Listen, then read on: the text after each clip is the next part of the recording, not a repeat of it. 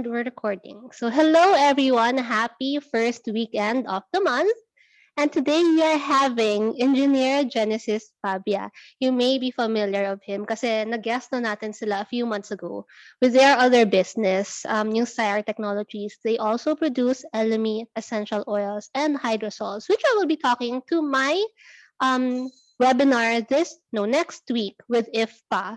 So if you have time, don't forget to join that webinar. I will post the details. It's also open even for non-IFPA members. Just let me know para makapasok kayo. But in the meantime, let's learn about making your own fermented things. And eto na, si Engineer Jen na ang mag-take over. Engineer Jen, please take the stage away. All right. So good morning, everyone. Good morning to all viewers of this session. So thank you, Jirbie, once again for inviting me for another session with your group in aromatherapy. It's always been a pleasure talking to you, talking to everyone about about anything that is pretty much all about health and wellness. So yeah, all right. Jirbie, shall I proceed now with all right, okay, great. So just for everyone that's not yet familiar to me, I'm Engineer Genesis Fabia. So I'm actually a chemical engineer by profession. I've been practicing my profession for quite a few years now, roughly around 7 years. And then right now I work as a consultant and as a data scientist in one of the largest mining companies in the world. Other than that, as Jirbie has mentioned, I'm actually into the business of aromatherapy as well. So our company is Sire Technology. We develop solutions or technologies that pretty much caters to that sector of the industry, wherein we produce essential oils and other derivatives or other product devs that are derived from it. But we're not going to talk about that aspect. Like Jirbie has mentioned, we're going to talk about something different, but it's still under the health and wellness sector. And probably most of you are already familiar or heard of the industry of fermentation. So yeah, you probably might have exposed yourself with some high school project way back when you were, younger. Perhaps you've tried making wine or making a vinegar or whatever. So that's pretty much similar to that process. So let me just walk you through some of those interesting process. And also, I would also like to take you on a journey on how my brand, which is Homeculture, came to be. And perhaps at least I would give you a little bit of a glimpse of how a problem started, how a brand started from a problem, and then it eventually turned out to your to a hobby, and then to something that you can do for a business. So all right, without further ado, I'll just share my screen, I guess. All right, okay, just give me a second.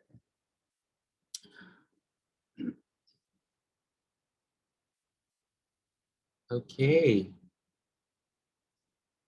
just present this. Okay. All right. So let's kick things off.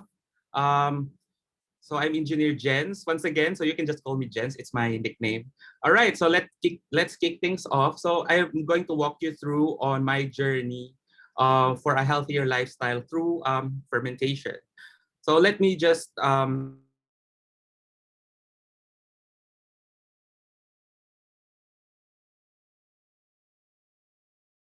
Engineer Jen, naputol ka. Are you still there? Hello?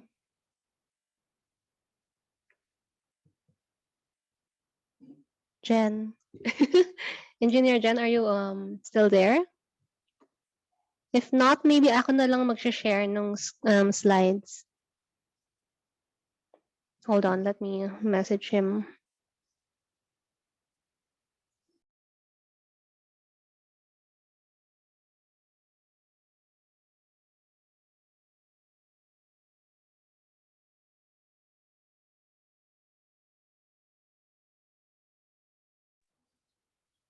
Okay, so Engineer Jen just got offline. I think he will reconnect. But in the meantime, let me just do the sharing of the slides. Oh, he's there. Okay, ako na lang share ng slides. All right. Baka Okay. mas, ano, okay. Let me just do that on Thank my thank. end. No problem. All right, and then let me know if next slide na para I can move it around. All right. Perfect. Okay. All right. Perhaps you could just full put it on full screen, I guess. Is there an option for that? Okay. Okay, so I think it's fine. All right. Okay. Sorry for that. My connection is a little bit unreliable. All right. Okay. So as I was saying, the story began when I was actually I actually got a health scare. It was actually I was actually in my office. I think way back 2019, wherein I felt very lethargic. Parang lumulutong ako sa sa ere, ganun yung feeling. So I was not kumbaga, I was not concentrating properly. Um, so I did notice that I am experiencing some chest pains. So during that time, I thought it was just my typical migraine because I usually get lots of migraines.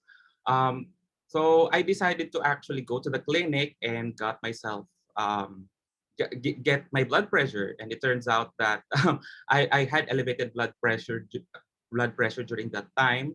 So the nurse actually had to give me catapress, I think, and she asked me to rest it out for a couple of hours just to let the blood pressure subside, and then for a few hours, instead of my blood pressure going down, it actually went up. So it's actually quite weird since I'm already rested and stuff like that.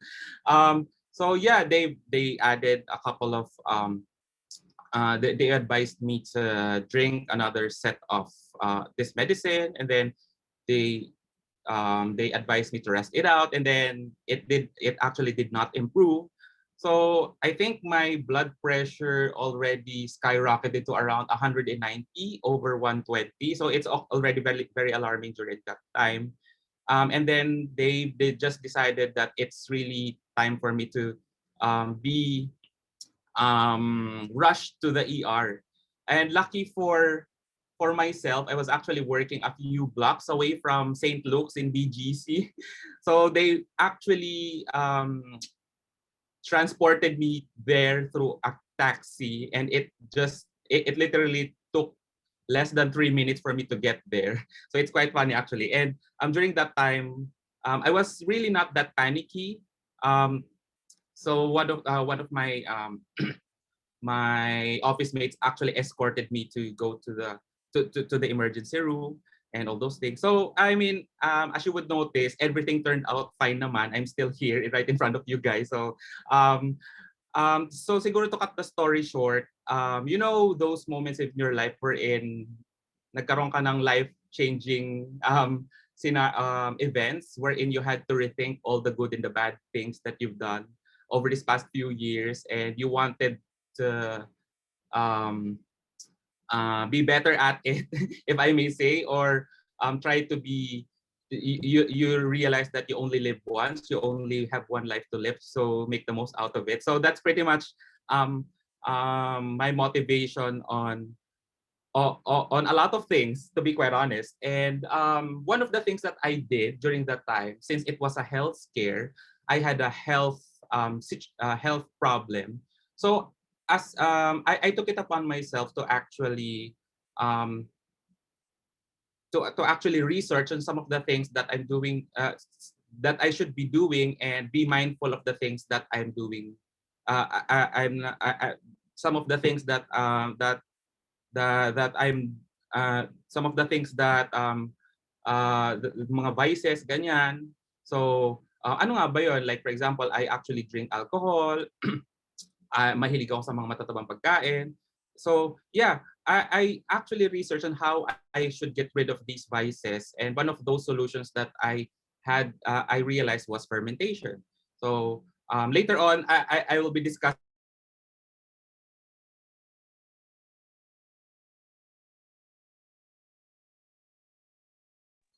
Jen, naputol ka ulit.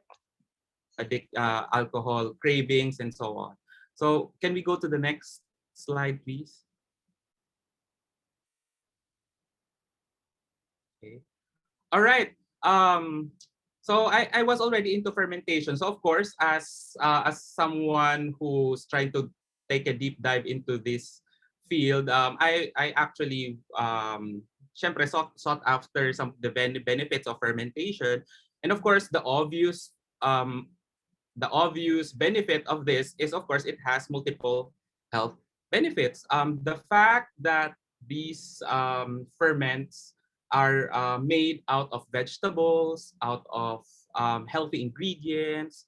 In itself, even though you don't ferment them, they're already good for your body, to be quite honest. So that's one thing. And then you add that fermentation component right into it. Um, you're introducing a culture of good bacteria and yeast. So, as the old adage, parang a healthy gut is a healthy life. It pretty much governs a lot of things in your well-being.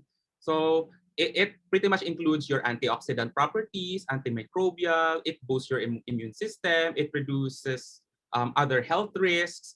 Although to be quite honest, right now, there are still quite a few research on the benefits of fermentation, but the initial results are actually very promising, to be quite honest. But like I said, the ingredients itself that are required to make any fermented beverage like or food like kombucha, ginger beer, kimchi, sauerkraut, in itself, those are already healthy foods.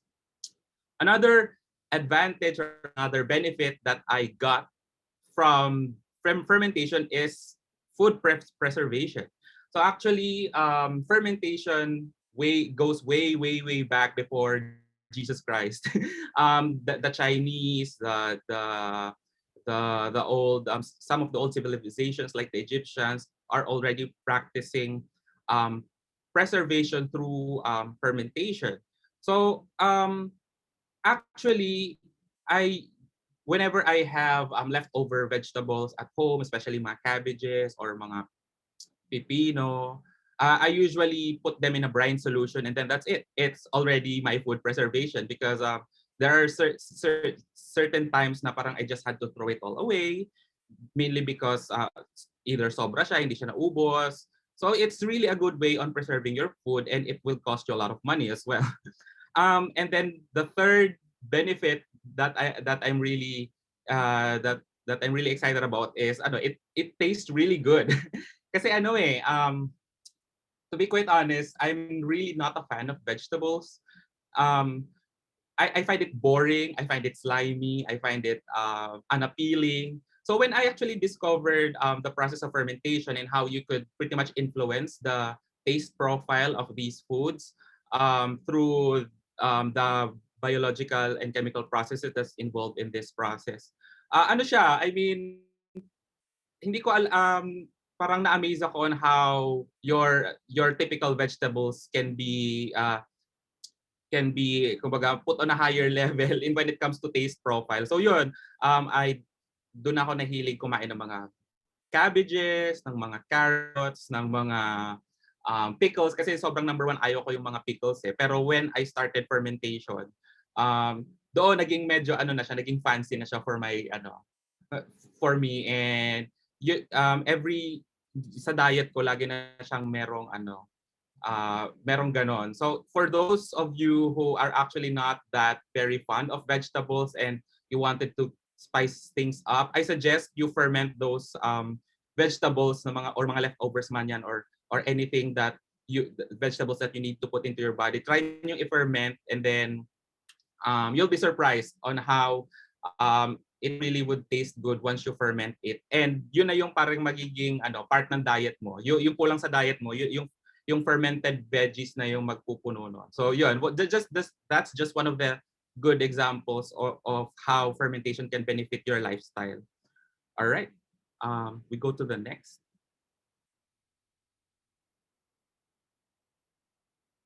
Okay.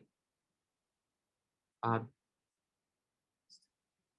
Jirbie, can we go to? All right. Okay. So thank you. All right. For the listeners out there, let me just walk you through the simple process of fermentation. So actually, what you're seeing now is one of the most famous um, fermented beverages in the world. It's called kombucha. Um, so in order for us to better understand how fermentation works, let me illustrate to you the process of making kombucha. So to be quite honest, actually fermentation is not much of a rocket science. It's really super easy. You just need to put in a few ingredients here and there and just wait it out for quite a while. And then after X number of days, you will be having this preserved, well cultured concoction or you know yung foods na na fermented. So in here, for example, for kombucha, you just need you just need to make sweet tea. Okay, so your typical steeping of your tea, and then you add sugar to it, and then you allow it to cool at room temperature. Sometimes, if you want to rush the process, you can put on ice in them pag nagmamadali ka. Para at least mapabilis yung cool down process. Next,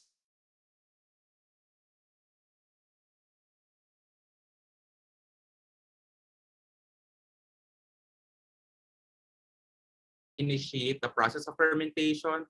So in this case, it's called a SCOBY. So the SCOBY actually stands for the symbiotic culture of bacteria and yeast.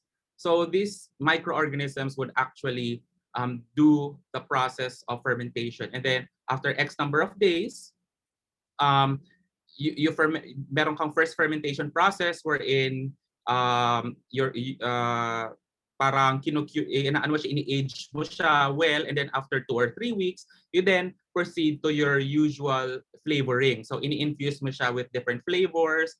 It can be your typical summer fruits like yung mga mangoes. Pwede rin yung mga other flowers like hibiscus or or other edible fruits or edible flowers or leaves that you can think of. So yun, there are actually a lot of things that you can do with it, especially when it comes to the flavors. But with all those things, nandun palagi yung microorganisms, yung healthy microorganisms for that's present in the process of fermentation. So if we go to the next slide, we're going to take a microscopic view of the process of fermentation. So if we could go to the next slide.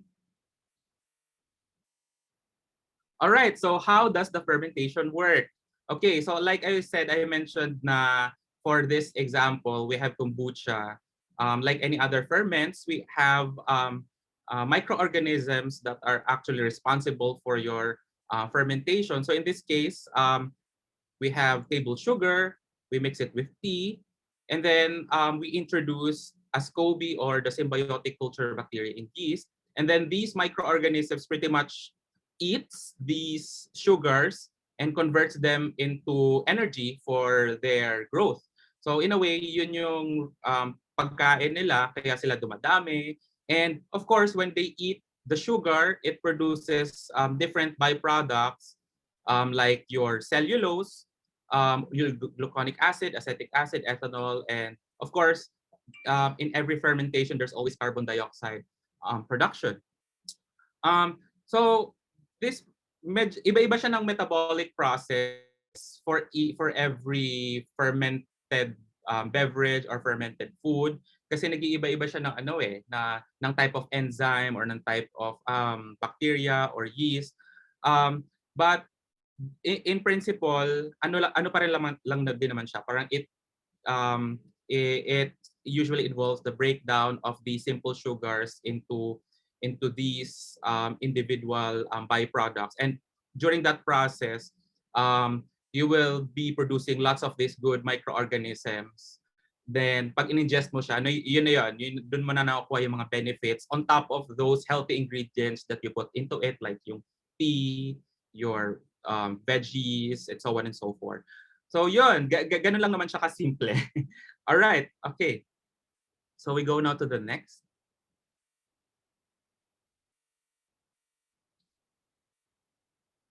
Okay, we go now to the next. Okay, as I've mentioned, it's quite simple. No, it's very straightforward. The process on how you ferment or preserve your food through fermentation. Usually, you just need a brine solution or a salty solution, parang water mixed with salt, and then you just put in it to your veggies, and then you're good to go. But as easy as the process as it may seem, you still need to look out for a couple of things. So number one is cleanliness. When you are trying to ferment something, you need to make sure that all your brewing vessels or all your veggies, all your equipment like yung mga spatula mo, um, yung mga lids, all the things that would come pretty much come into contact with your ferments should be clean, because if you might be introducing unwanted materials into your culture that can lead to a lot of complications in your ferments. It could, number one, inhibit the growth of your good bacteria. You can you also risk introducing bad bacteria into your culture. Aside from that, um, paminsan it would taste not quite good if you introduce some if for example nalagyan ng langgam or whatever. So yun, or mga anything that can pretty much contaminate your culture. So yeah, very important is really the cleanliness when you're trying to ferment something, or when you're trying to preserve something through fermentation. And next is yung conditions. Okay, so if you're someone who's very particular with fermentation, in the sense na you're trying to make it into a business, or you're trying to make it you're trying to scale it, or meron ka lang pagbibigyan, and those individuals are kumbaga they have a certain preferred flavor to it. You need to make sure that the conditions that is required for that fermentation of yours are met. So like for example, pH, actually pH for the case of kombucha actually drives the how fast or how slow then the process of fermentation. Next, yung pH din kasi is also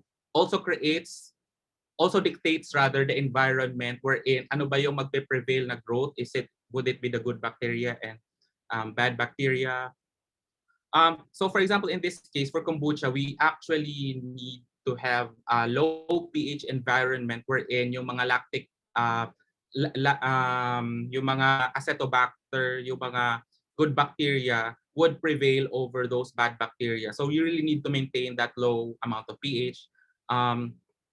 Of course, the temperature as well, since we're talking about microorganisms, their growth are actually exponentially dictated by temperature. So any swing in temperatures for whatever reason can actually affect your process, the time that is required for you to completely ferment your foods. Lucky for us here in the Philippines, we generally have a very consistent climate naman. It's either hot, hotter, or hottest, di ba, sa Philippines. But to other countries,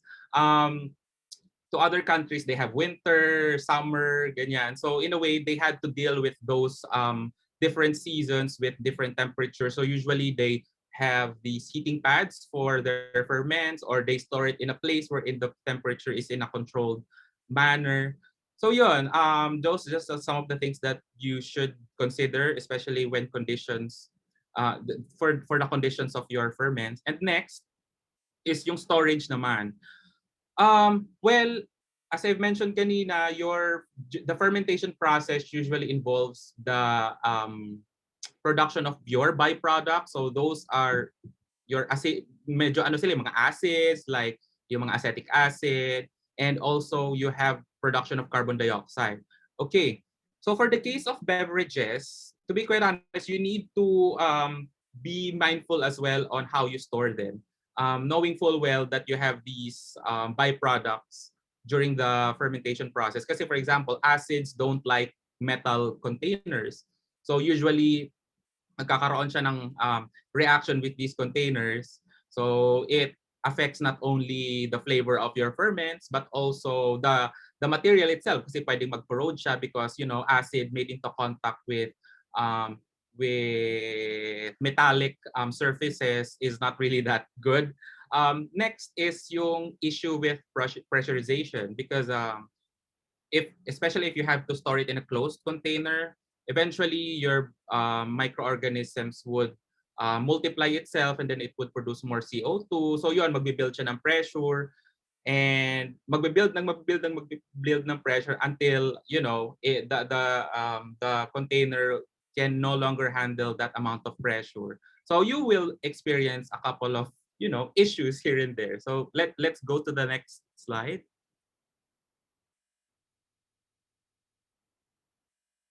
All right, so it can go wrong. Some of the things can go wrong if you're not actually very mindful of those things when you're trying to do your ferment. So first, number one kalaban ng fermentation peeps out there is actually the molds or yung mga amag ganyan. Molds actually indicate improper preparation, or usually it can stem from contamination. Aside from that, it can also be caused by caused by conditions such as yung pH hindi mo masyadong na-control, hindi ka nag-introduce ng magandang starter tea that would lower your pH. So in a way, for example, biglang na overpower ng bad bacteria yung good bacteria, kaya nagmultiply na lang sila here and there. So yeah, actually the picture that you can see right here is actually one of my ferments. So siya siya yung isa kong batch ng kombucha na iniwan ko sa condo unit ko for 6 months. So na-consume niya na lahat ng liquids there. So wala nang acidic environment to actually para mag-grow yung mga good bacteria. So what happened was, yun, nalagyan na siya ng amag, and malalaman mo naman yung mga alam mong may amag siya if you would notice yung mga hairy na mga protrusions in your ferments, or it will just smell like nabubulok, ganon siya. So number one kalaban ng mga individuals who are trying to ferment is actually molds, or yeah. Next thing that is explosions. Oh, this is something that I talked a while ago. Kasi especially if you're trying to store your ferments in a closed container, so nagbi-build up yung pressure, and then eventually, especially if you're not using a fermentation grade vessel, the pressure would eventually exceed the pressure that the bottle or the vessel can handle. So of course it will explode, and it can be really, really messy. Sorry. Can you? All right. Can you hear me? Someone actually said that. Akin okay naman, mine is clear. Helen, maybe you can catch na lang the replay sa Facebook group, pero just join in case later you have questions. Or try to access through Facebook kasi it's streaming there din. All right. Okay. So my audio is great. Okay. All right. Cool. Okay. All right. So as I mentioned, explosions. Okay. So I had quite a few explosions here and there then. Medyo lang din, inconvenient siya kasi when you have these explosions, kasi kombucha, like especially with kombucha, the liquid is actually very sticky. So it can actually stain really bad in your cabinets, especially if you're dealing with wood. Aside from that, actually one of the worst things that happened to me with these explosions is it was so bad na yung contents niya actually flew up to the ceiling. So yung stain actually is not only on my floor but also on my ceiling. So nahirapan akong linisin siya, and I had to get myself a broom, tapos some wet what do you call this, wet towels, tapos pinunasan ko talaga yung ceiling ko during that time. It was really bad, especially if I'm dealing with ferments like avocado. Sobrang bilis siya kasi mag-ferment. So it really wasn't a good idea. So my advice to everyone is be mindful of your containers and the time that you are fermenting these ferments, kasi, to avoid the risk of these explosions from happening. And then another thing is over fermentation. To be quite honest, this is not very much of a safety concern, but rather more uh, of yung preference mo lang din. Kasi when you over ferment kasi, usually your food becomes more acidic or more kasi yung mga alcohol content niya kasi nakukonsume din siya nung bacteria in there. And eventually, yung ibang tao kasi siguro ayaw nila na masyadong maasim, or of course, they don't like the taste. So it really depends on um, how you time or how you manage the fermentation process itself. If you want something that's on the sweeter side, perhaps you could ferment it um, on lesser days than usual. If you want it to be on the soury side, you can ferment it longer. But the point is, when you're trying to ferment something, straight away your goal, yung goal mo for your flavor profile, and then as much as possible you stick to it. So in order for you to avoid the risk of not obtaining those target flavor profiles. So especially if you're trying to do a business wherein quality and consistency of your products is very critical. So you really need to be mindful of how you ferment them. Kasi nga the longer you ferment, you have a risk of over fermentation, and then the earlier you ferment, naman siya, pwedeng incomplete yung medyo matamis-tamis pa siya, or medyo mataas pa yung alcohol, and so on and so forth. So all right, those are just some of the things that that can go wrong. So hopefully I already gave you a glimpse of it, and sana na-appreciate nyo din yung mga pitfalls just in case. Pero like I said, it's really, really a very easy process. All right, okay, we go on to the next.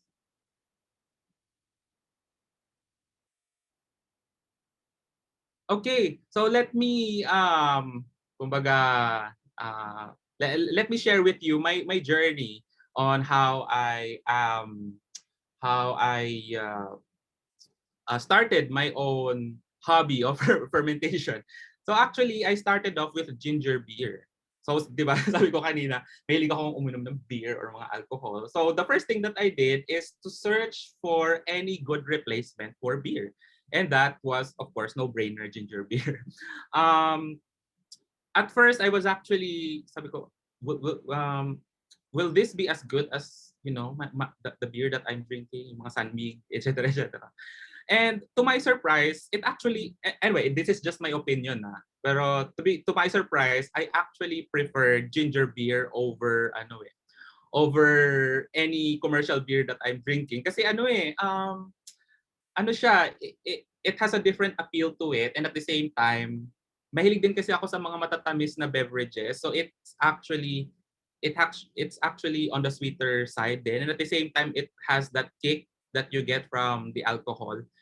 And it's also guiltless kasi knowing full well that you're drinking something that's healthy. So you don't have that kind of remorse when you drink something like this. And like I said, one of the benefits of consuming fermented beverages is it's a good replacement for those people who are trying to recover from addiction to alcohol. Kasi it pretty much has that same um, quality, more or less. And then, yun nga, guiltless siya. And you're introducing good microorganisms into your body. So yun, I started off with ginger beer. And then, of course, when you create something that's great, that's exciting, so your tendency is really to share it with your coworkers, with your with your friends, with your family. And one of the things that actually made me happy is when I shared it to my brother. So siya kasi yung talagang may drinking problem, to be quite honest.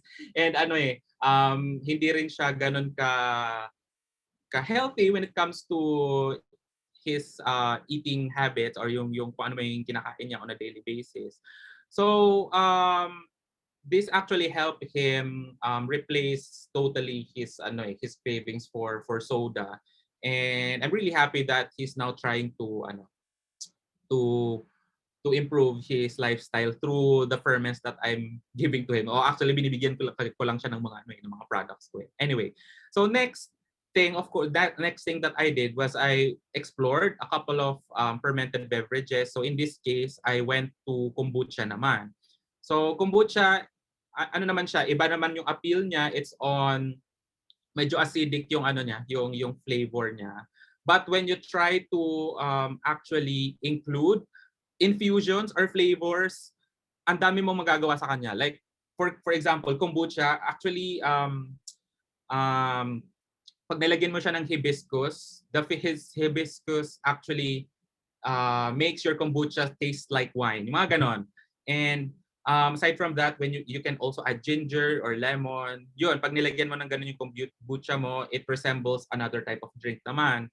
So to be quite honest, kombucha is very interesting kasi depending kung ano yung flavors na ilagay mo sa kanya, pwede ka makapag-experiment ng kung ano-ano depending on your liking. And so far, kombucha talaga yung medyo hit na ferments na nagawa ko kasi yung mother ko, yung father ko, actually yung ano nga namin yung barangay captain namin, nakainom din siya ng kombucha. Then after that, parang pinamalitan niya na sa buong barangay yung about sa kombucha. So sobrang sabi ko, oh my God. Anyway, enough about that. So yun, so yun yung journey ko sa beverages, and then I explored other ferments naman. So can we go to the next slide, please? So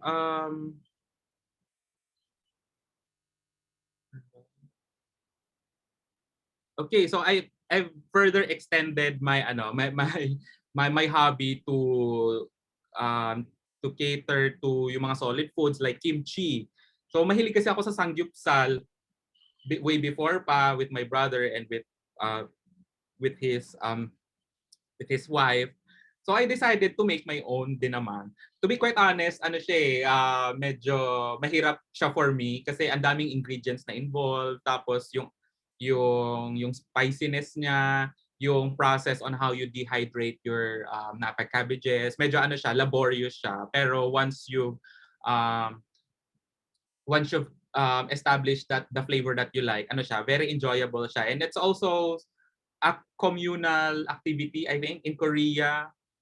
Parang the aunties or some of the family members actually take it as a family event, yung paggawa ng kimchi.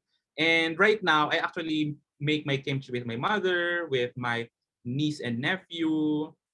So it's really a good activity. I mean, yung fermentation din in itself, for me, hindi lang siya parang yung purpose na gagawa ka is for your health, but also it can be a good bonding rin kasi with your family members. Kasi may mga proseso yan eh. So in a way, for me, one of the good values that I got from it is I get to bond with some of my family because of it. All right, next is vegan cheese. Technically speaking, vegan cheese, at least from itong mga nagawa ko na, they are not actually parang live ferments. But yung main components niya kasi is yung nutritional yeast. So it's a deactivated form of yeast that gives its unique flavor, or yung cheese flavor naman. So I started making vegan cheese mainly because I have some trouble digesting lactose din kasi. And I also thought about my father who's a great lover for cheese. So I made vegan cheese. Next, I actually also made tepache naman. So tepache, I have a love-hate relationship with tepache, to be quite honest. But I really don't like the flavor that much. Kasi it's a fermented beverage that is made out of pineapple, and then you put on some cinnamon and a lot of spices. Sobrang nahihirapan akong i-control siya kasi ang bilis ng proseso ng fermentation niya. Tapos yung flavor profile niya naman, hindi siya appealing to be quite honest. But the reason why I made this is for my brother kasi siya yung what do you call this? Siya yung favorite niya kasi talaga to. Alright. So yun, I tried to experiment on a lot of things, and right now meron ako mga other ideas na pwedeng gawin din. All right, so we go on to the next slide. So those just are a couple of things na nagawa ko na so far. All right, okay. Since I'm into the business of health and wellness, syempre I've partnered with like-minded individuals naman. So in a way, I partnered with Raymond, who's into essential oil industry. So we're pretty much friends way back in college. And ito naman sa kombucha business ko, I also partnered with someone who's into the selling of organic meat products naman. So more on food naman yung focus namin. To be actually my business partner there, her name is Shirley. So she actually encouraged me to put up something for my hobby. So gawin daw business and everything. And yung line of products for the business of fermentation is actually very much in line with the business of organic meat products. So parang ano siya parang same branding, 'di ba? Healthy, ganyan ganyan. So yun, kumbaga ura-urada na gumawa ako ng brand. So I actually sought after the help of my brother who's good into graphic design, and um, tinanong ko siya what are some of the good packaging ideas to showcase to package my kombucha, my kimchi, my ginger beer, vegan cheese, and so on. So yun, as you can see, sa ano lang din ako, sa unit ko lang din ako nagsimula. I had to work with that very little space to create my fermented creations. I've also, yung nakikita nyo dyan, I've also bought huge jars to accommodate yung mga kimchi kasi kailangan talaga malalaki siya. And then I also done some photo shoots sa Luneta ko pa siya kinuha. Yun, nilagay ko yung mga before the launching. Kinuha ko pang model yung sister-in-law ko. So sumakto naman yung suot niya doon sa kulay ng hibiscus flavor, kaya sabi ko ay sakto. Sige, gawin nating marketing content. So yon. And then next, all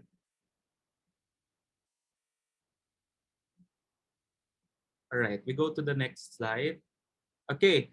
So next, syempre I had to I had to make some preparations sa mga giveaways naman, sa mga naisip ko na mag B2B na rin. So I've actually dispatched a couple of sets of my products sa mga nagbebenta or mga stores na nagbebenta ng mga organic stuff, tapos yung mga hotels din, ganun. And with the help of my business partner, si Shirley.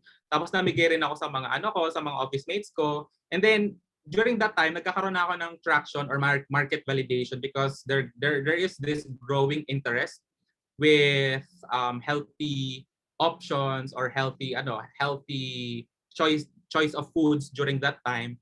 Kasi nga it's COVID, 'di ba? So people are already made aware of of of some of the things that they need to do in order to stay healthy, 'di ba? The people are doing exercise, making more healthy choices. So in a way, nagkakaroon na sila ng konting awareness on these options, and one of which is yung mga fermented beverages. So yun, it was it was a very tiring and very exciting journey naman for myself while I was preparing for the launch, and eventually ni-roll out namin siya through our online store, which is Green Marketplace. And then eventually life kumbaga had other plans kasi for some for multiple reasons, I had to stop my production of these ferments kasi I needed to go back to my hometown sa Bicol. So I had to postpone all of my ferment. Nandun na ako nandun na ako sa part na I'm getting a lot of inquiries. I'm getting a lot of what they call this, parang pre-orders na rin. However, yun nga, as I've mentioned, I had to go back here sa hometown ko, which is in Legazpi City. And I had to issue a statement, parang sabi ko, kailangan ko i-postpone. Pero sige, kailangan ko kasing umuwi. Pero hindi naman siya parang, pinopostpone lang. And then, after a few months, I've pretty much acclimated myself here in the province again. And then I decided na, yun nga, slowly work on the brand, work on the business, and right now I'm trying to be smarter on um, how I manage the brand, how I prepare for the sourcing, the supply chain, the marketing, and so on and so forth. Considering that I've also graduated from my in business school then, so in a way marami din akong na-gain na knowledge from there. So the future is bright, I guess, for the brand. So can we go to the next? All right, okay. All right, so the future is bright for the brand. One of the things that I'm actually working on is yung parang direct sourcing of my raw materials. So nagkataon kasi na meron din kasi kaming farm dito sa Albay, and me and my mom were actually brainstorming on what plants we can cultivate in that farm. So yun, sinuggest ko na what if yung since mahilig ka naman mag-kombucha and yung mga kapitbahay natin parang it's also a fan of it, and total I'm also trying to start the business here locally, so might as well have my own direct sourcing na din. Ako na mismo yung mag-grow ng mga ng mga veggies ko, or ng mga what you call this, ng mga infusions, yung mga raw materials for the infusions like my hibiscus, my passion fruits, and so on. So right now it's already ongoing, and one of the things actually that I saw yung value nito is traceability. At least I know where my raw ingredients are coming from, and at the same time yung logistical component na rin, so it's more of addressing the efficiency on how I do my business here. Next naman, I was also thinking to expand, of course, yung compendium of products that I have. So I was already thinking about yung mga fermented chilies, yung mga or yung mga other pickled items na rin, or yung mga syrups that's produced out of fermentation. And then lastly, we actually recently partnered with the university for research and develop to act as the research and development arm of some of our ideas. So in a way, naisip ko rin na yung mga byproducts din kasi ng fermentation are also very promising. In fact, like for example, yung pellicle or yung SCOBY, it's pretty much made out of cellulose. Recently, ginagawa na siyang mga clothes or skin grafting or so on and so forth. So that's actually very very promising kasi wala pa masyadong research when it comes to the byproducts of fermentation. Aside from that, you also have CO2 production. Jirbie has mentioned a while ago that I'm into the business of essential oils, and one of the things that we are really looking forward to is yung sa supercritical extraction of CO2 ng essential oils. And since my fermentation has byproducts of CO2, edi what if I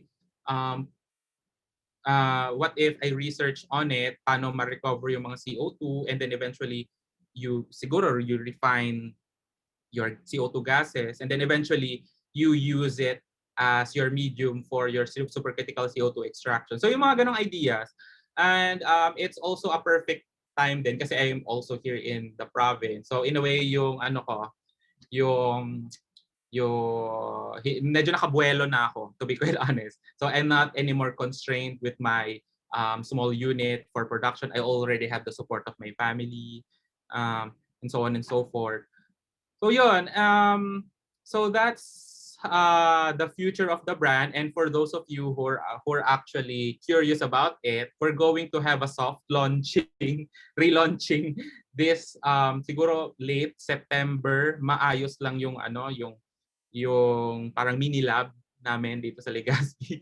And timing lang din dun sa pag-bear ng fruit and pag-bear ng flowers dun sa farm namin. So yun, parang proper pacing lang din. And yeah, for those who are curious, you may expect yung soft relaunching ng line namin late this September. So yeah, that's pretty much the journey, my journey on this on building my own brand of fermented products. From it all started from me having a health scare, realizing all the good and the bad things that I've done in my life and trying to make better choices out of them.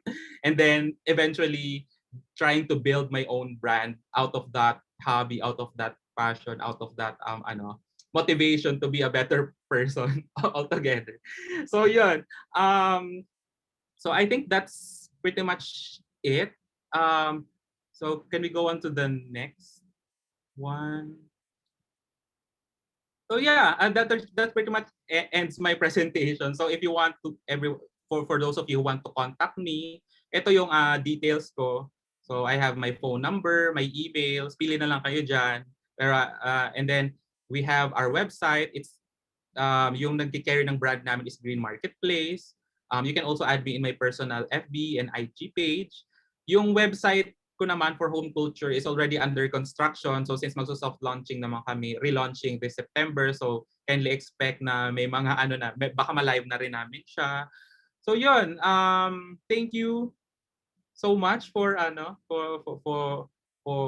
this session, and hopefully everyone um, learned something today about fermentation. So thank you. All right.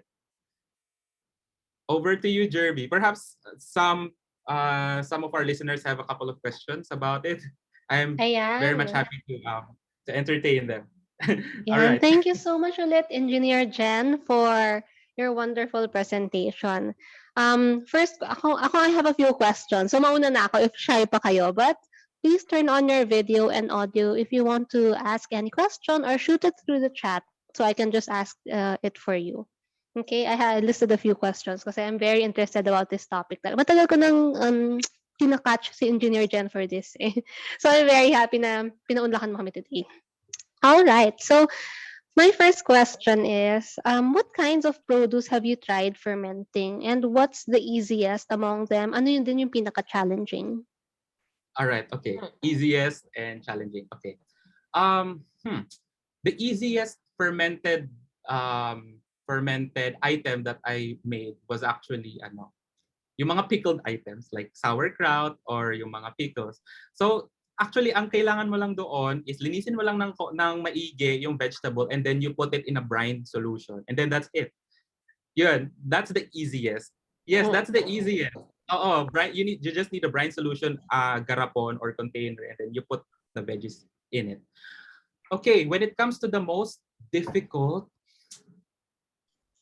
kung labor ang pag-uusapan, labor intensive, I would have to say yung kimchi, yung pinaka labor intensive kasi I'm not really a fan of cutting vegetables, especially if I want to kung batches siya. Although you have some equipments like yung mga ginaganon-ganon, I have my niece and nephew to take care of it for me, pero yung process kasi you have to kasi yung kimchi kasi you have your napa cabbage, you need to squeeze it, you need to put salt in it, kailangan mo siya i-dehydrate, you need to squeeze it really hard, and then you have to wash it, so on and so forth.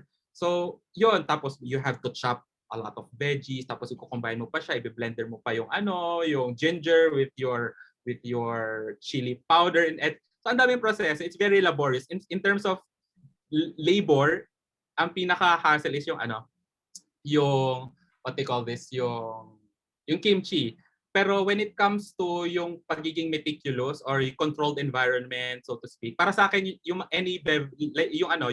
yung kombucha, yun yung para sa akin na medyo siya maarte. Kasi you need to make sure that you have the right pH or yung right amount of starter tea. Tapos kung gusto mo ng very consistent flavor profile naman, kailangan very precise ka sa mga measurements, yung number of days na kailangan mo siyang tukan. Although hindi naman siya masyadong kailangan mo i-supervise or whatever kasi pwede mo siyang iwan and then in X number of days pwede mo siyang i-harvest. So yun, actually when it comes to yung mga ganong details, I guess I would say yung kombucha. Pero para sa akin mas na-stress ako sa kimchi kasi it's super laborious. Yeah. Thank you for that, Engineer Jen. Speaking of kimchi, that's my next question. So kimchi making, how long does it take for you to make it? Parang from petchay na plain, tas para maging kimchi. Gaano siya katagal? For example, 1 kilo. I understand baka pag mas marami, mas matagal. Pero kunyari 1 kilo Yes. lang gusto mong gawin. Gaano katagal yun para maging kimchi? All right, okay. Thanks for that question. Okay. Sa kimchi kasi, yung napa cabbage, kailangan mo siyang i-dehydrate, right? So you need to put salt into it. So i-ano mo muna siya. Siguro yung time to dehydrate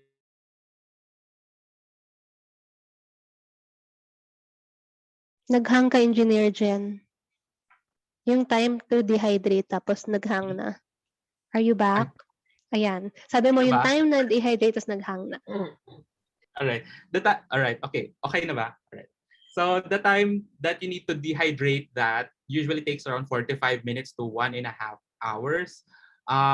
You really need to make sure na hindi ka mag-overbabad din kasi it will actually become super salty for your liking. Hindi naman pwedeng sobrang aga kasi pwedeng meron pa ring hindi mo siya totally na dehydrate. So ayun,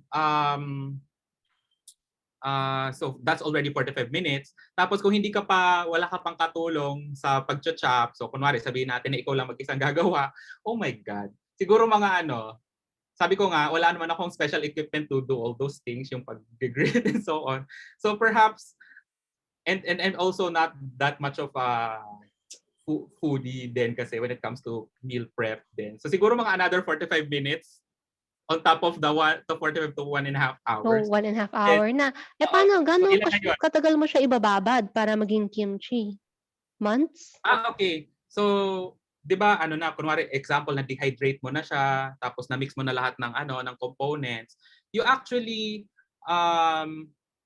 usually ako naman ang ginagawa ko, to be quite honest, yung kimchi, pag nagawa mo na siya, pwede mo na siyang kainin actually agad-agad. Pwede rin naman 'yon. Kaso wala pa masyadong live microorganisms kasi pag ganun. Um, for my case, yung kimchi ko actually 4 days ko siyang pine-ferment at room temperature kasi para sa akin yung recipe na nagawa ko after 4 days, yun na yung parang na-hit ko na yung magandang flavor profile for my liking. Pero I've heard na usually other people go for 2 days, sometimes even 7 days kasi yung ingredients mo rin kasi magdidictate on how fast or how slow your fermentation process. Actually, kasi paminsan yung ginger mo, sobrang dami din nilinagay mo. So yun, nag-iiba siya. I So, see. para sa akin, 4 days. Thank you for that. Kasi I go to Korea a lot and I've lived with like Korean families and they told me na tama yung sinabi mo, yung kimchi is something that's taught to them na parang home economics. Part yun ng every girl's childhood. Talagang ituturo sa kanila. Tapos each family would have their own recipe. Tapos ang mga if they make kimchi, no, they have a separate refrigerator for it kasi ang baho daw habang ginagawa yon. So, pag kunyari nandun ako, tapos sabi ko, bakit lang yung ref nyo? Kasi raw yung isa is exclusively for kimchi because it will smell. Tapos yung isa yung all the other food that they have. So parang, wow, okay. Yun. So yun lang, thank you. Okay, we have a series of questions here. We have a raised hand from Ellen. Ellen, please Yes. shoot your Ay, question. Yes, thank you, Architect ba? Architect Jen, no? Right? engineer For po, Mm-mm. engineer. engineer Jen. Actually, I was just invited by a friend of mine, actually a chikong friend of mine. So, kumbaga sa consciousness of health, yes, I'm already very much a senior. Most of us there in the chikong group were mostly seniors. So, we're kind of intrigued when she did the invite. But I think we were under the impression that it's kombucha making itong inattendan namin. And so far, I've heard a little this and a little of that. And so you were talking about the fermentation process. Of course, that's involved in kombucha making, the cream cheese making, the kimchi making, and all the other makings. No, congratulations, you have diverted into so many, just because of this health concern of yours. Um, though most of us are not naman at that stage that we have health concerns, no? We just want to stay senior and beautiful. I think most of ilan na kami dito. I think four of us in attendance now here. We just want to remain healthy, no? So conscious eating. Now kombucha has been there for. I was introduced to kombucha by my daughter-in-law, but of course we're not able to make it. So we just buy it over the counter. I go to a greengrocer actually just to get my kombuchas. That's why I was very curious when she shared this para I will know how to make also. Ang mahal eh. Ang mahal-mahal ng kombucha. Um, would you be sharing the kombucha making Okay. somehow Ah, in well, I know you did not do it today, no, but will you be able to share that to us in your website, or where can we go? Jen, okay. mag-schedule na tayo ng workshop. Kailan ka babalik ng Manila? In demand ka na.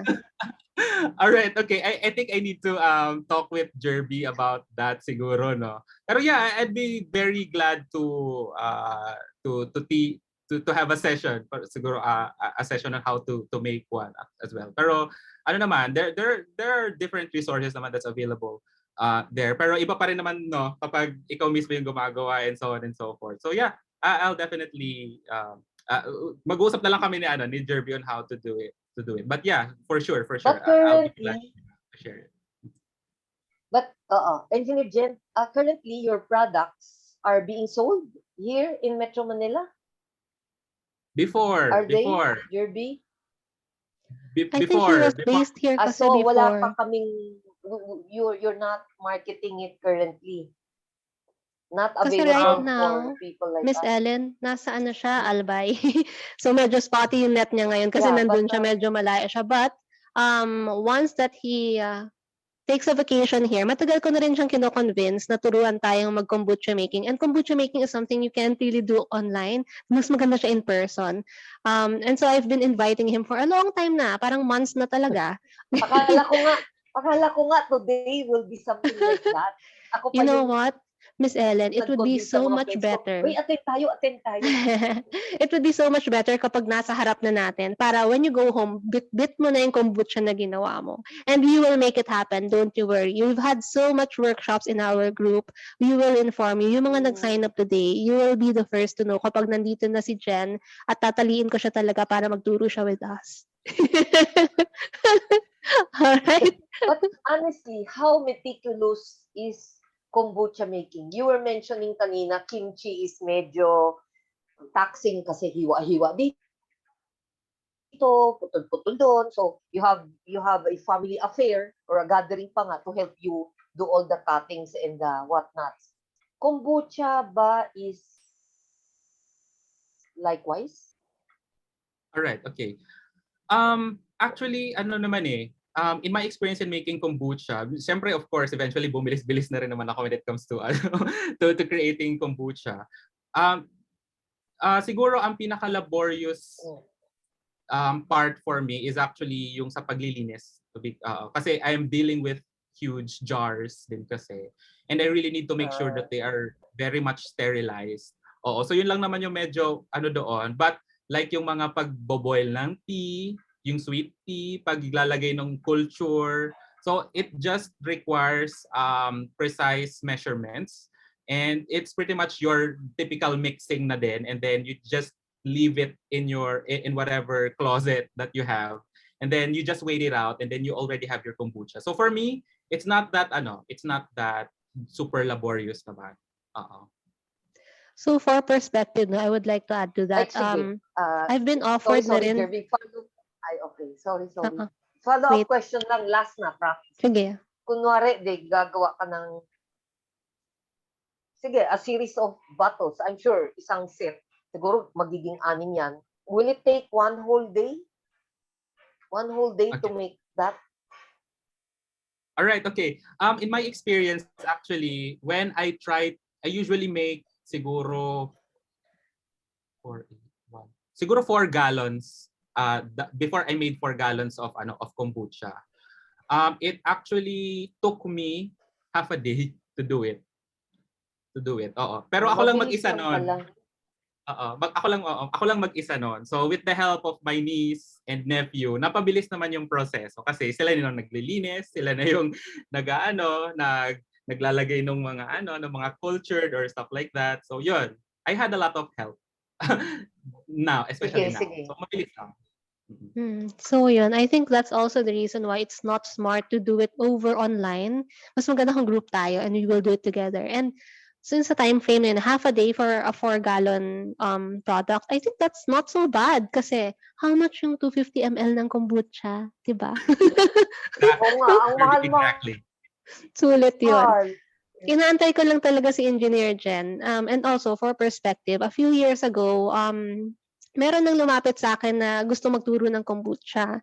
Kaya lang, I felt that, another part of me sourcing key resource people to teach with us is gusto ko meron talagang expertise. Diba? People can just teach whatever making, candle making, soap making. Pwedeng marami magturo, pero ang hinahanap natin talaga yung best. And when I talked to Engineer Jen, I loved that when he told me about pH levels, about sanitizing, GMP. So parang, okay, you're the one I want to teach us. Kasi mas holistic yung coverage na kita niya talaga from end to end. And so, yun, I'm really hunting Engineer Jen, come here. Parang ayaw na niyang pumunta dito, natatakot na siya. But yun, as soon as he's here, I will invite again everyone. We will be having that in-person workshop with him. All right? Thank you, Miss Ellen. We have a few more questions. This is from Miss Thank Helen you. naman. Thank you. In relation to sterilization, Engineer Jen, how do you sterilize your containers? All right, okay. How do I sterilize? That's a very good question. Actually, it's very important. Um, maraming ways on how you sterilize or clean your container. So you can start off with your typical soap and water, that's for sure. But if you want to kumbaga, para talaga ma-make sure na talagang malinis na malinis siya. Other fermenters usually use yung apple cider vinegar din. Nilalagay nila ng vinegar, yung parang walls, tapos binababad nila.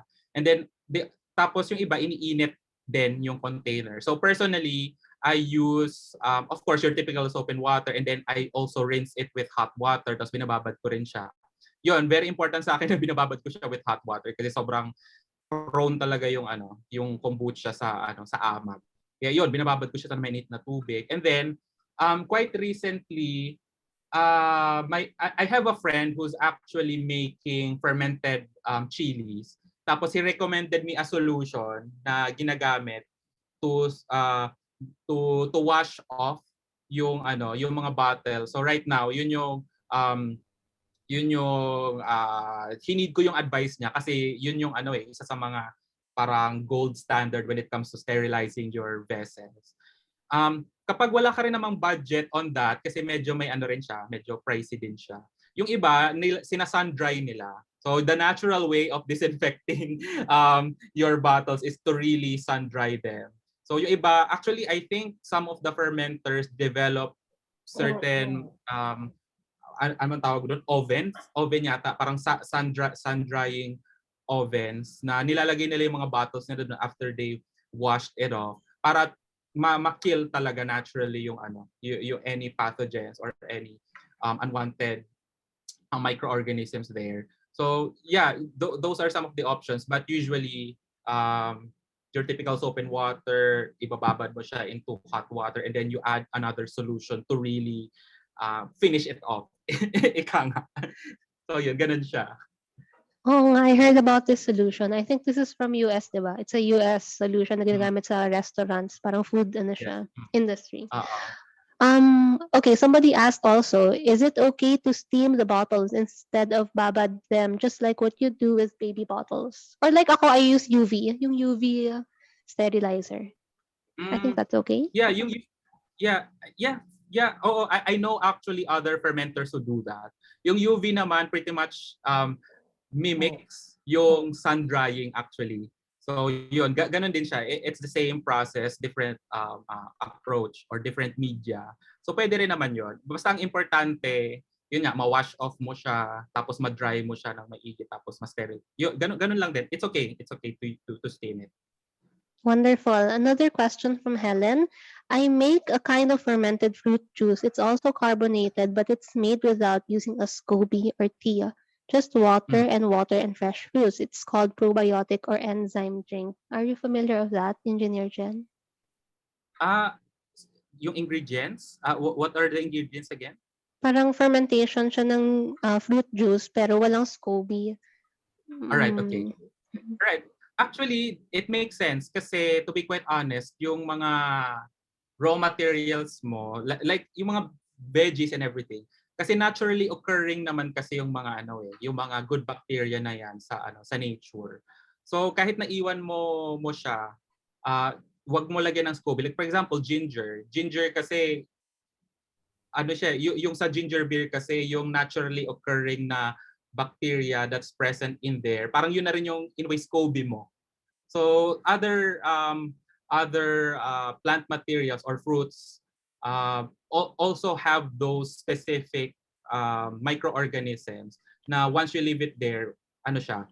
So yung SCOBY naman or yung culture, it's just there to speed up the process. Or usually nilalagay mo siya diyan kasi yung ibang plant materials wala masyadong ganoon. Pero there are certain plant materials that have naturally may natural presence of those components like yung mga ginger, very famous talaga yung ginger. Yung mga ginger, yung mga yung mga pickles and so on and so forth. So yun, very naturally occurring naman. So yeah, I'm actually interested in that. So sige, I think I'll read about it as well. Kasi ako medyo focused kasi ako sa sa mga cultured, yung nilalagyan mo talaga ng ng infusion. So yeah, thank you for sharing that, by the way. Very interesting. You should get in touch with Helen. Magaling din yan si Helen. Okay.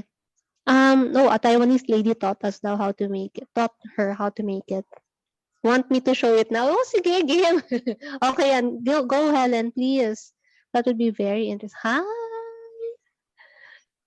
Ayan. Hi, Miss Helen. Helen owns a Bath and Body brand. I also buy things from her. What does Helen sell? Also probiotic? I think she does enzymatic products. Ito, Helen, yung nakamute ka. I-unmute mo muna. Ayan, please unmute yourself. Yung isang account mo naka-unmute, pero yung may video naka-mute. Naka-mute ka pa rin. Tawagin natin help ni Atsi. Please unmute, mommy.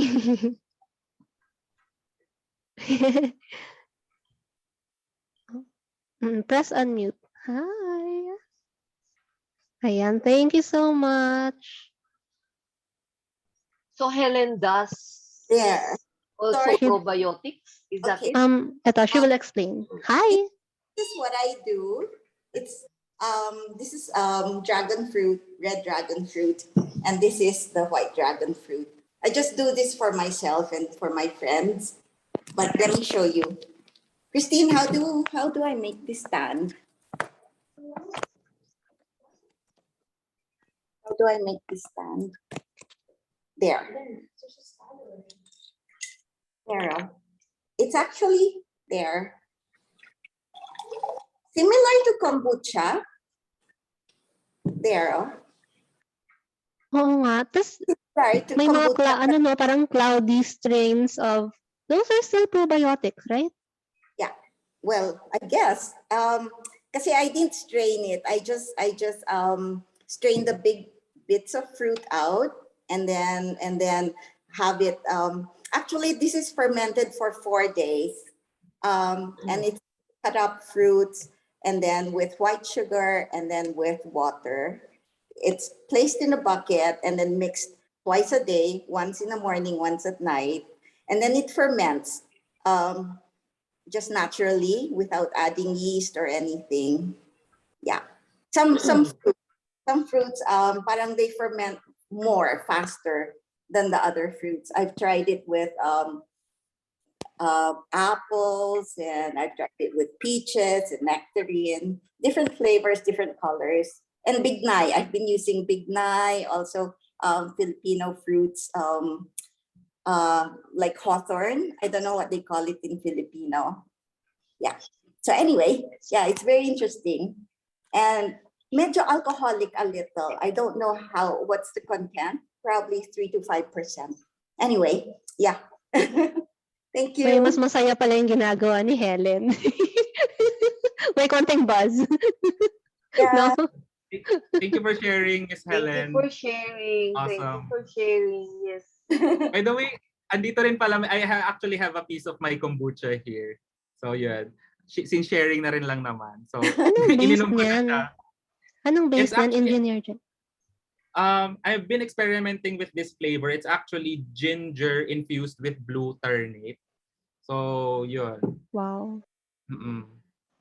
Yan, that's really nice, Helen, for sharing. Dragon fruit is really cool, ah. Yeah. Yan. Yeah. What do you call that, engineer? Kombucha rin ba ang tawag doon? Or how do you, yung ganung process? Yung kay Miss Helen ba? Yep. Sorry. It's kasi kombucha is fermented tea kasi. So it's technically not kombucha. Kasi kombucha is Got it. usually associated with but it's definitely a fermented beverage made Mm. out of fruits and your naturally occurring microorganisms. Parang mas fun yung kay Miss Helen eh. Joke lang. Okay. Wait, next question. Let's talk about naman your vegan cheese. And you mentioned nutritional yeast, and that is also nooch in vegan terms. No? Sa mga vegan community, they call it nooch. The question is, what do you use? Do you use fortified nooch or yung unfortified? Which is better? Which do you prefer?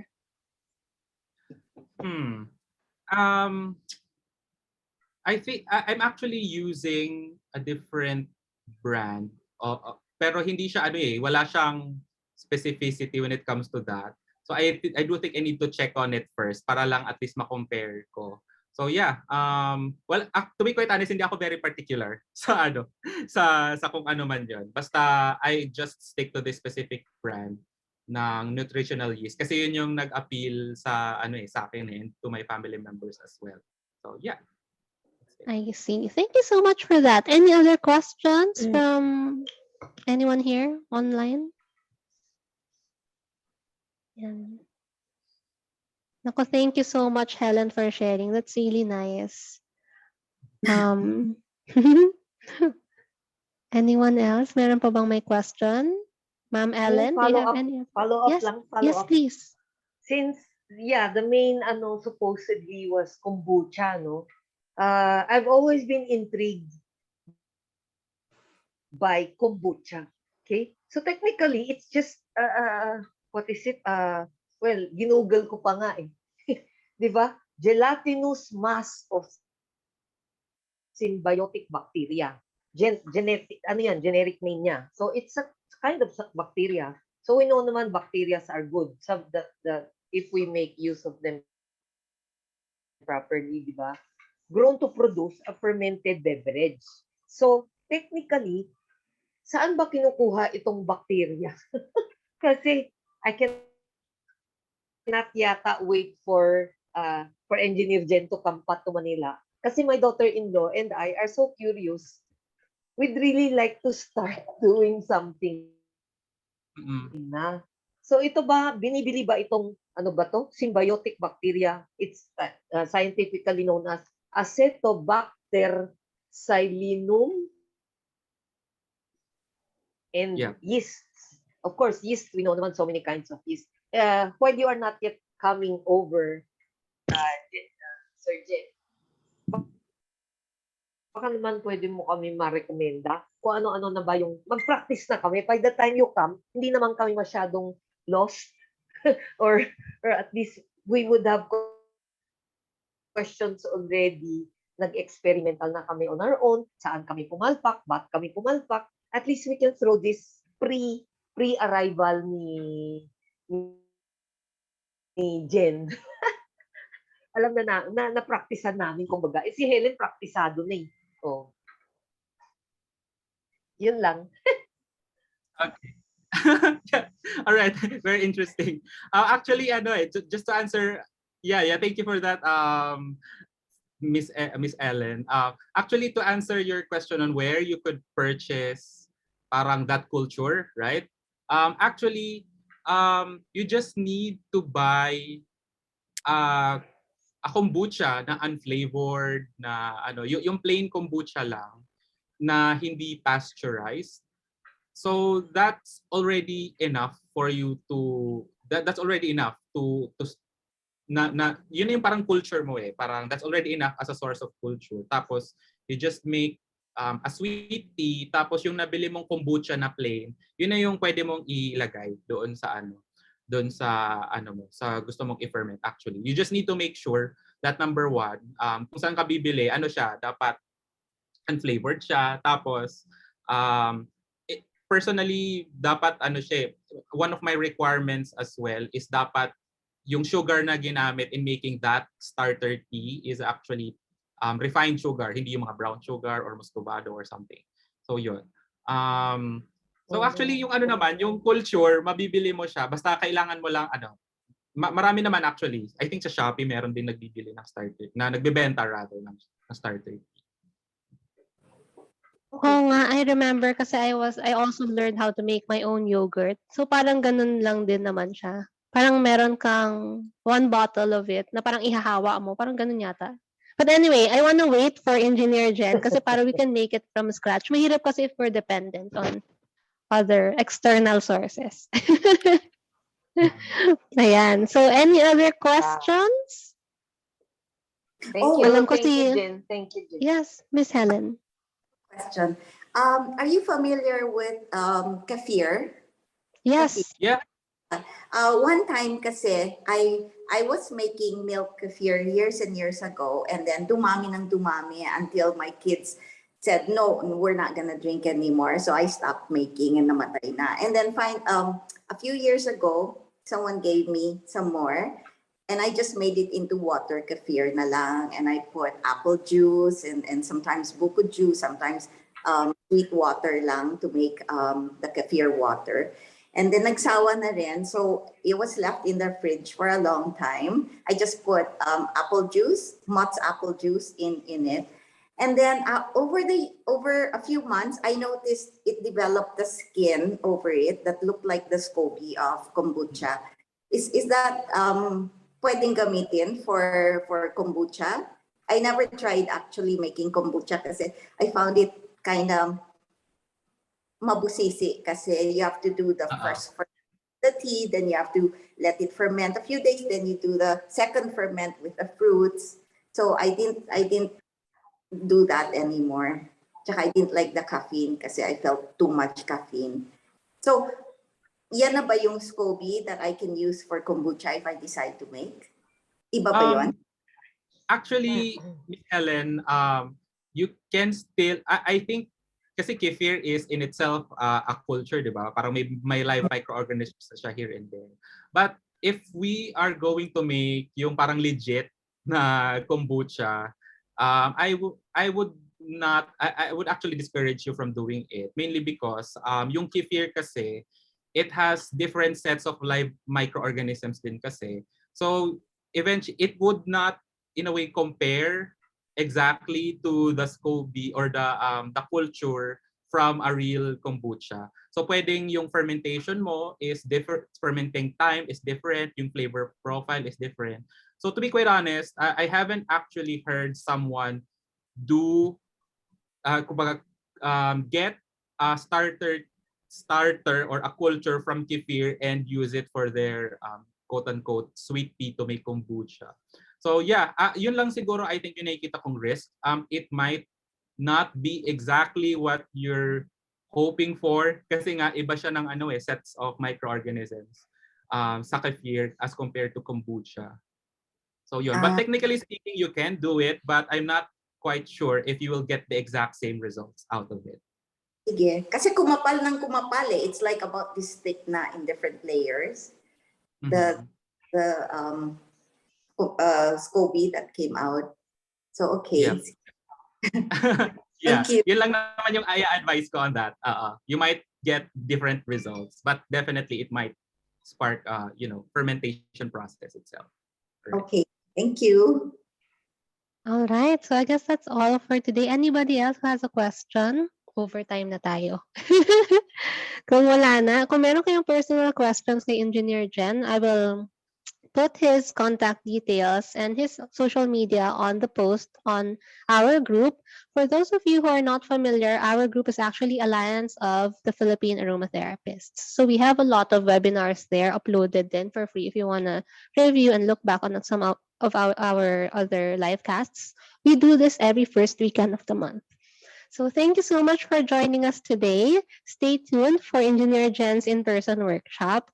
Antay lang tayo ng ilang full moons. Babalik din yan dito, sigurado ako. And I am Jirbie, your certified aromatherapist. See you again next Thank month. you.